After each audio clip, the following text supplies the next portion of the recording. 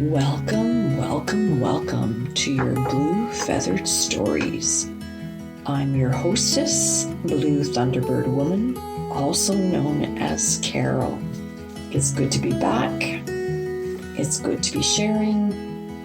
And let's take a journey, shall we? This particular podcast I've entitled The Burning Hip. And that's the best way to describe the sensations that I have been having in my hip as of late. And so here we're going to have to unravel the story and move through the timeline, going back and forth into the present so that we can get you all caught up around the burning hip. So first of all, I want to explain the current condition of my left hip. I have been feeling this ring of fire around my hip. It's very distinct. It's literally a ring. It seems to be wrapping itself around the hip bone and into the pelvic region, into the womb space, and all the way to, I would say, mid buttocks, in that area. And I've probably been experiencing some discomfort in this space in my body for the last 18 years, for sure. I'm going to say 18 years. And recently, it's just been feeling like it's on fire. I don't really know how else to describe it, but that it's on fire. And as always, as you know, if you've listened to any of my other podcast stories, you know that a healing journey is complex. It's not linear. It's in a spiral rotation, and it can cross past lives, it can cross future lives, it can embark in many moments through your current lifetime. It's kind of in depth, and it's kind of fascinating, and always a journey. So let's go back 20 years, shall we? When I first started having some hip issues, and it's always the left hip, we always kind of go to is it physical? And I remember checking in with a chiropractor to see if I was misaligned, and whatever adjustments were done. And the pain would go away, and then it would come back, and, it was never really super severe. And then at some point, I recognized that perhaps there were emotions stored in this hip. So I delve into healing what emotions I might actually be present here. And because it was my left hip, I always sort of just went along with the premises that it had to do with my feminine side, my feminine part of the body. And what did I had dwelling in this area? What could possibly have been buried into this space? And that 15 sort of years ago took me down a path of healing some of my traumas, the molestation, the rape, just that really strong patriarchal damage, if you will, minimizing and squishing down my feminine side, or always having to try to compensate. And, I did that work. Felt like that was complete and done. And then the journey sort of took me to a space and time where I had to do more healing around the patriarch. And what sort of came out of that space was actually quite fascinating. It was healing my abortion. Really working with the womb space and really working through what that abortion, what kind of impact it would have had on me, and really working sort of at the spiritual core of all of that. And then it led me to some ancestral healing with my mother and my grandmother, and religion, the Catholic religion. And I mean, it's complicated, isn't it? It's extremely spiral if you want to look at it. So that's kind of like the history of the hip. But now we need to bring you into the present moment. And in the present moment, I'm struggling with two things. One is the hip, the pain, this fiery sensation that I'm feeling in the hip. And the other is difficulties, challenges with taking a deep breath. That's been going on for the last 5 years. And I won't go into that right this moment. I want to get back to the hip. So when I was really sort of sitting in the new year, January, about like, what do I really want to embrace in 2024? And one of the things was really laying the groundwork to prepare my body to have healthy decades, 60 going forward. And when I really sort of checked in with my body, I really haven't been, it's not that I've been sick, but I have been tolerating a lot, tolerating some discomfort, one being the hip and then the other being the lungs. I decided to take my health more seriously and do something about it and get some answers. So we always sort of start at the physical because that's what's speaking to us. The body is always loving us and letting us know what's going on, and it's for us to listen. In 1 week, I set myself up for 3 appointments. One was hypnotherapy with my beautiful colleague, Jen Pillipow, and I'll definitely put her link in below.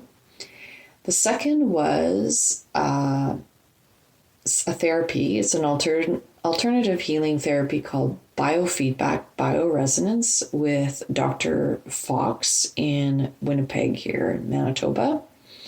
And I'll definitely put his link below as well. And then the third is with a massage therapist. I had these 3 sessions all lined up for 1 week, and I decided that it was, time to take care of self. So let's start with the hypnotherapy. My purpose for my hypnotherapy session with Jen was to have a deeper look into the hip, because I had done a lot of hip work emotionally, really, previously. And so I wasn't really sure what could be left, what was lingering in the hip. And although I could definitely have done a journey and gone and talked to my hip and maybe get those answers on my own, but I sort of wanted an objective response.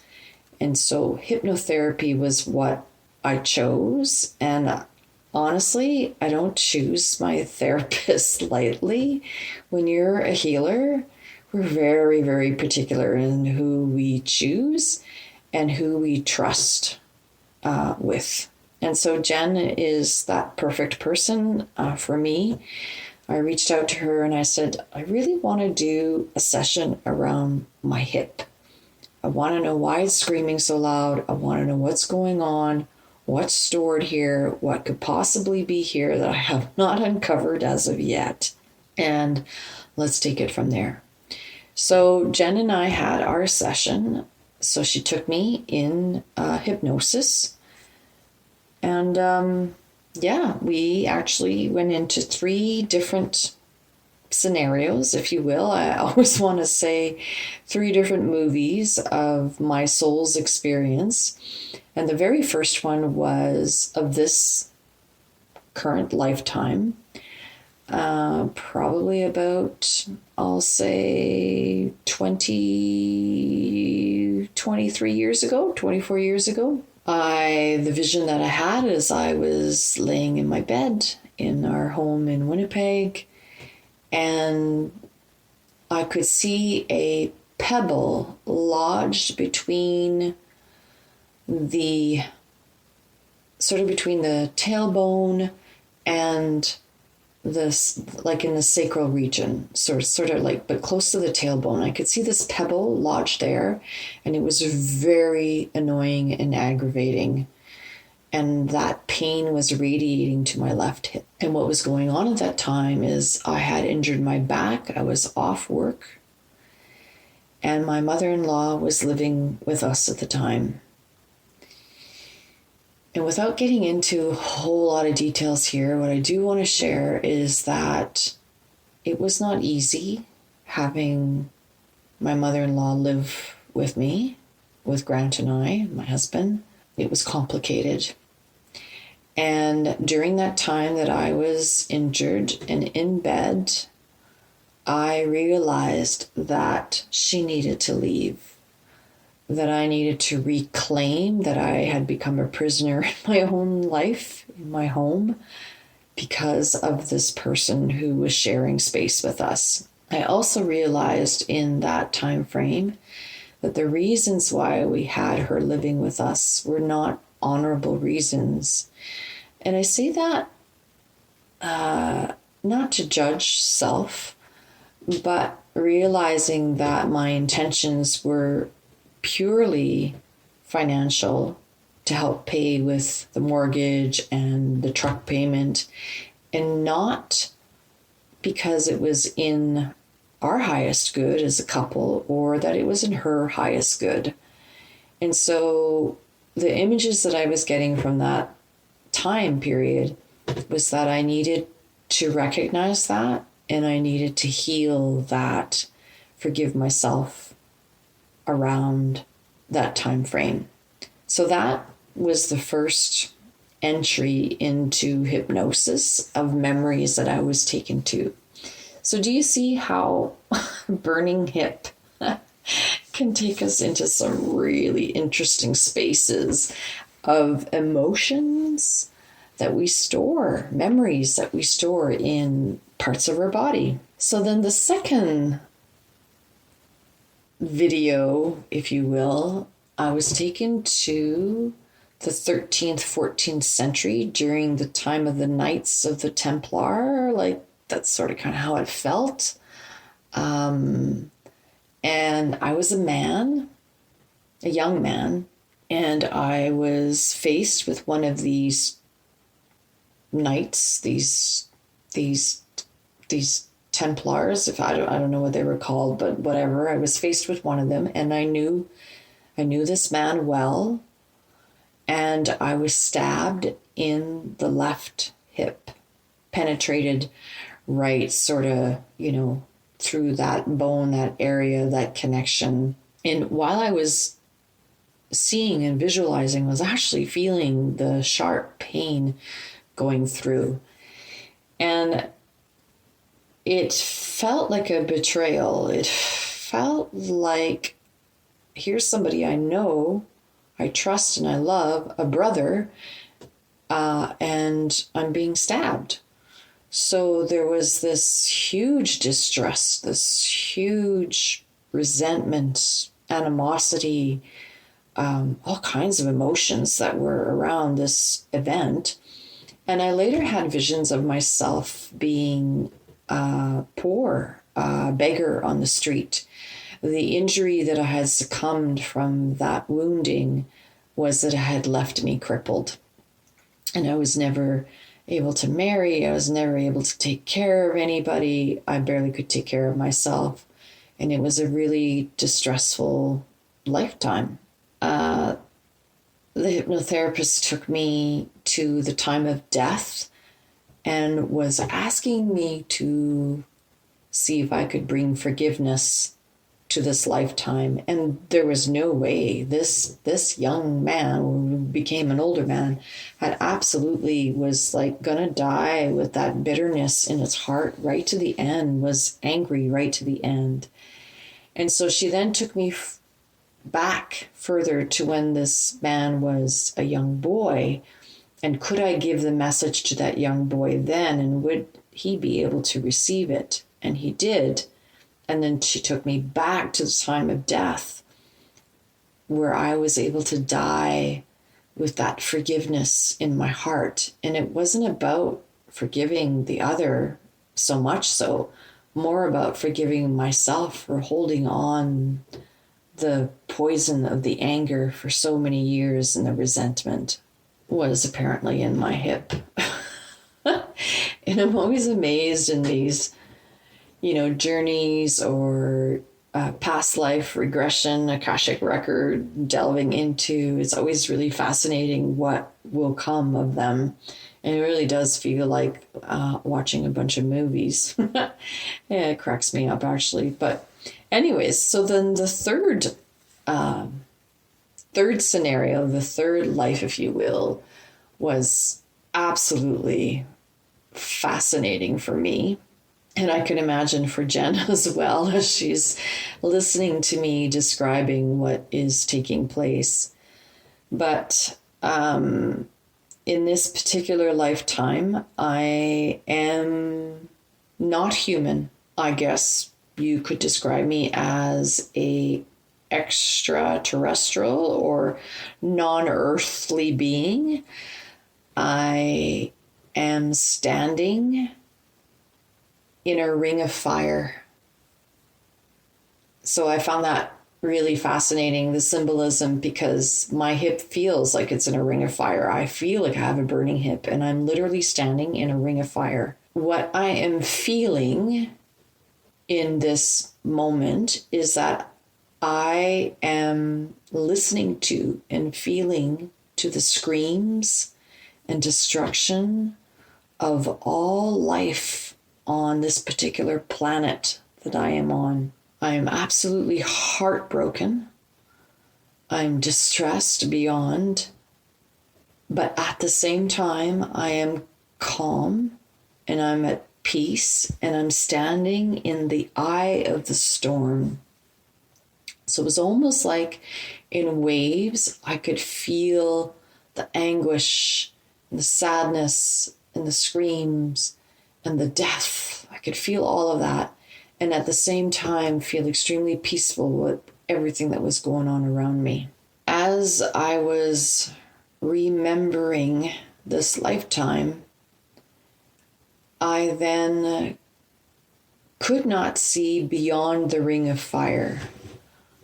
Everything I experienced was visceral, like in my current body, and I could connect with the souls that were transitioning due to this catastrophic event that was happening on this planet. And out of the ring of fire came wisps of souls that reached out and touched my hip, my left hip. And it felt like receiving a rite, an initiation, a purpose, or being given a task, being given the responsibility of something grand. What I came to realize is what was being placed in my hip were the stories of our race and the stories of our planet, and how and why it got destroyed, how everything was destroyed. During this session, I am literally bawling my eyes out. I am feeling all kinds of feels, and I am experiencing all kinds of experiences as I'm seeing this lifetime, sort of this moment of a lifetime flash in front of me. And I'm left with a sense of, holy shit, oh my goodness, oh my God, what the fuck do I do with that memory? Honestly, what do I do with that? What do you do with that? So I quickly realized that at some point I'm going to get called to this again, and I will be doing journeys, or maybe I will do more hypnotherapy in unraveling a story of my original race, my original story. And when I sat with all of that information, a couple of days later, even a week later, I'm still sort of processing that therapy session. I realized that I've never felt like I belonged anywhere. And let me phrase that differently. I've never related or associated myself with a particular star nation. Some people talk about the Pleiadians, some people talk about the Arcturians, some people speak about the reptilians, some people speak about Syrians, like all of these different beings. And I have never really associated with any of that. I've never felt a connection with any of that. And so this memory of this lifetime teaches me that my original incarnation into form, the memories have been wiped, the planet has been wiped. And if I take this message literally, I do have those memories in my DNA going back billions of years. So that'll be a fun thing to uncover, maybe in a novel or a book.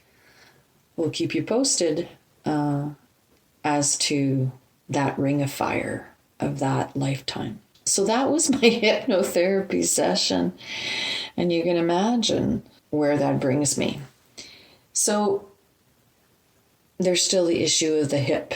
So my next self-care is to go visit a doctor in Winnipeg by the name of Dr. Fox.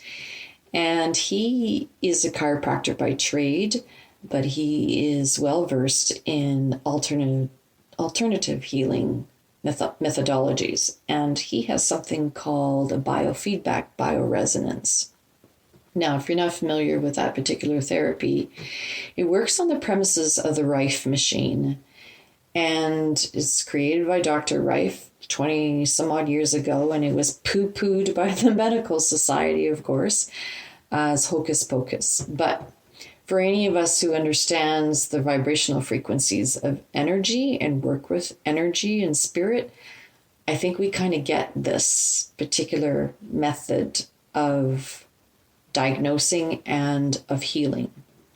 The premises is that every organ in your body, every system in your body, anything that is in your body, like heavy metals, fungus, viruses, all of that, have a very specific vibrational frequency. What the Rife machine does is it sends out all those frequencies to get a measurement as to how those parts of your body are responding.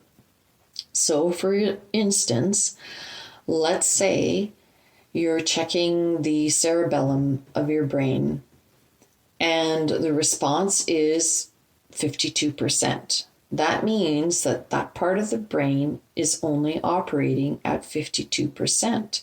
Therefore, there's room for improvement and there's something you can do about it. But it's diagnosing which parts of the body are not functioning at their optimal. You could check your thyroid. You could check your chakras. You can check your hormones, like on and so forth. You can check your emotions. Everything has a frequency. It's really quite fascinating. Then the other part of that therapy is once you know which areas need assistance, then you can actually send those frequencies to the area to try to aliven and waken up cells that may be slightly damaged or sleeping to improve the cell count in that area of the body. I have much more to talk about this on another episode in regards to my husband's healing journey, but for now, I'll just keep this to mine. And so I actually, when I went to go see Dr. Fox, there were two things I went for. One was my hip.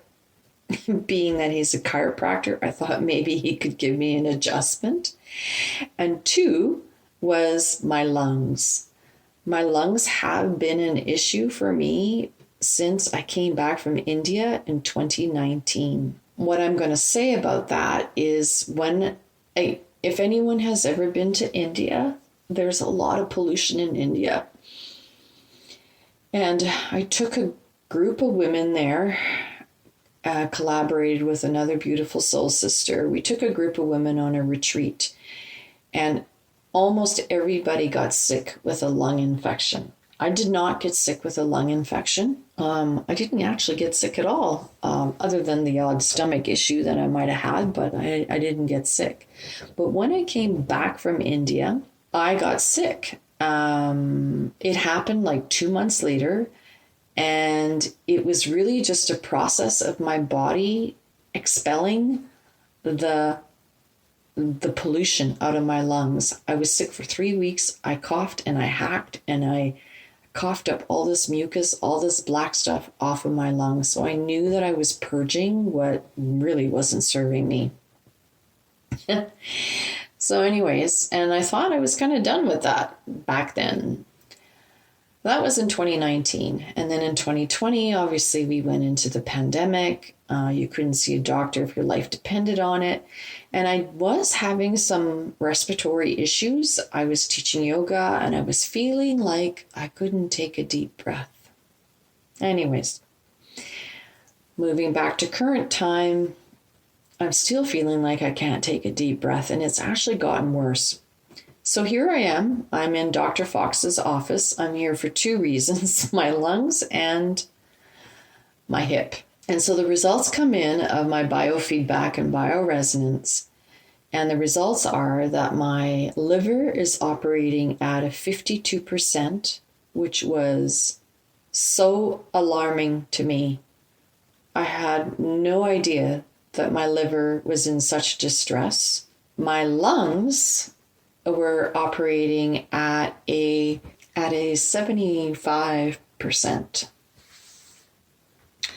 And what was coming strongly through those test results is that I had a very specific fungi in my lungs called Cryptococcus. And my liver was dealing with an overabundance of Candida.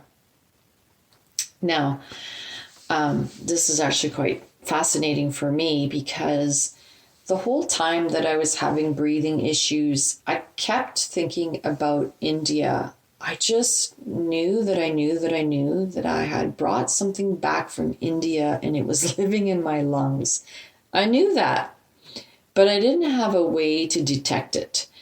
And I'm not a huge fan of Western medical unless I've broken something. And I knew that if I'd gone, probably it would not have been detected and I may have been given a steroid. And that's not how I do healing. So I didn't even want to go there. But because I was aware of Dr. Fox and this biofeedback bioresonance therapy, I knew that this was going to give me the answers that I was looking for. I'm dealing with this overabundance of Candida and Cryptococcus in my body. And what it has actually done is it has compromised my liver. My liver is working so hard, my immune system, to filter this out. If anyone has ever dealt with any kind of fungus in the body, it propagates so quickly that it is hard to kill and it is hard to remove from the body. So, yeah, that's what was happening with my lungs. So it was good because now I understood what was happening. I then got to sit with all of the many messages my body's been giving me that I never understood how to translate. The reality is my liver's been telling me for a long time that I have an issue. My fingers, I wake up in the morning and my hands are swollen. My fingers are swollen. That is a really good sign that your liver is distressed. Another thing is your metabolic rate, your ability to be insulin resistant. So let's talk about that for a moment, because guess what your Candida and your Cryptococcus is feeding off of? You got it. They love sugar. Sugar, sugar, sugar, sugar, sugar. And in the last 3 years, I have been up and down with my cravings with sugar. It is absolutely taken a hold of me. It's like it is running the show. And it does. It runs the show. It sends messages to the brain saying, hey, we need sugar over here. We need to feed ourselves. Not knowing that you've been completely invaded by a foreign entity in your body who is just like chowing down and eating up. And here's the really fascinating thing about the whole sugar process is that one of the things that I assist others with is supplementation in through a product called Tronot. And they just launched a brand new product out in October called Transform. And literally what it does is it takes sugar. It's a very specific enzyme. It's all whole plant based. And this particular enzyme makes its way to your small intestine. And as your body is processing and digesting your food, anything that is turning into sugar, this enzyme then turns it into fiber. So before it even hits your pancreas, which your pancreas has to deal with your sugar levels, it is transforming those sugars into fiber. I have not been anybody who has believed to have insulin resistance or sugar problems. Like I've never been diagnosed with diabetes or hypoglycemia or any of that kind of stuff. But I definitely have a problem with sugar in the sense that when you're feeding Candida or Cryptococcus, I'm feeding a fungus that feeds off of sugar. And so, yeah, you can imagine what kind of war is going on in my body. So I then was also guided to fast, do a 72-hour fast to help the body reset itself, to give the liver a break, and to also prepare my body for the nutrition that I was about to take through a protocol of helping to kill this fungus and then safely remove it out of the body. So it's been a really fascinating journey, and I am not healed yet. I'll be honest with you. I see myself in that homeostasis of complete wholeness and heal. That is the future self that I hold in my body. I know my body has the wisdom to do all of that. But it's just been a really fascinating, unraveling journey. We talked about the hip. Oh, yeah. Well, let's just back up a bit here because before I left the doctor's office, I said, what about my hip? And he said, oh, I don't really want to do anything with your hip right now. He says, the reality is because your liver is maxed, your immune system is low, what's happening is there's a lot of toxins that are being stored, and they'll always put it to the weakest spot, which is the hip for you. He goes, I believe that your sensations in your hip are related to arthritis, related to inflammation. And I know that to be true because any time that I've done cleanses over the last 5-6 years, when I cut sugar out, when I cut chocolate out, when I cut these foods that cause inflammation for me, all of the hip issues go away. I mean, they temporarily go away, but they do go away. So I know this to be true. So I was like, okay, so this is like a side effect of everything else that's happening. It's like, it may be a symptom, but it isn't the root cause. So yeah, so let's talk about the root cause. What is the root cause of the hip and the lungs and the liver? Well, let's talk about emotions for a moment. So we've already talked about the hip and sort of that emotional journey through the hypnotherapy of the lessons that needed to be learned, the karma that's stored there, all of that kind of stuff there. But then there's the lungs. What do we store in the lungs? I've not delved deep into this, but I will say that in 2019, when we think of the lungs is the place of the heart, the place of love.